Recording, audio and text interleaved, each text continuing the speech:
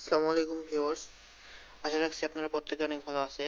ভিডিওতে কিভাবে nerve of states এরকম ফ্রেমওয়ার্ক চালু করতে হয় আমি আপনাদের তা দেখাই দিব। প্রথমে আমি আপনাদের দেখায় দেই কেন আপনাদের এই জিনিসটা দরকার। বিভিন্ন ক্লায়েন্ট বা বিভিন্ন বায়ার তাদের কাজ করতে গেলে নার্ভ অফ স্টেটস জিনিসটা চায়। সেক্ষেত্রে আমাদের এই জিনিসটা দিলে তারা সঠিক ইউটিউবে ভিডিওর ওয়াচ টাইম পেয়ে থাকে আর কি। তো এখানে কোনো আর কি বাটপাড়ি বা চিটারি করার কোনো অপশন থাকে না।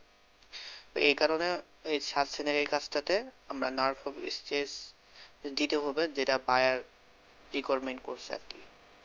তো এই জন্য আমাদের কি করতে হবে, আমাদের প্রোফাইল অপশনে ট্যাপ করতে হবে, দেন উপরে সেটিং এ ক্লিক করতে হবে, দেন জেনারেলে ক্লিক করতে হবে।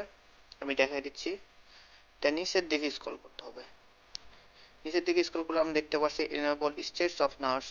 তো এইটা এনেবল করে দিতে হবে। তো আমার এনেবল করা ডিসেবল করে দেন আমি এনেবল করলাম। তো আমরা এখন যে কোনো একটা ভিডিওর উপরে ক্লিক করব। করার পরে উপরে সেটিং আইকন আছে, সেখানে ক্লিক করার পরে অ্যাডিশনাল সেটিং আমি দেখাই দিতেছি। দেন এখান থেকে স্টেটস অফ নার্ভ এখানে একটা ক্লিক করবে। দেন এখানে আপনার যাবতীয় ইনফরমেশন শো হবে। তো সময় যাওয়ার সাথে সাথে ড্রপ যে ফ্রেমটা রয়েছে সেই ফ্রেমটা বাড়তে শুরু করবে। তো অনেক রিকোয়ারমেন্টে থাকে 5,000, 7,000, 10,000 এরকম থাকে। তো 4 থেকে 5 মিনিটের ভিডিওতে মেবি 6-7 হাজার এরকম থাকে।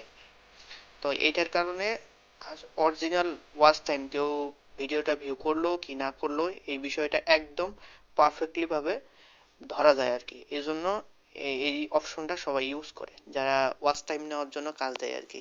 তো ধন্যবাদ ভিডিওটি দেখার জন্য।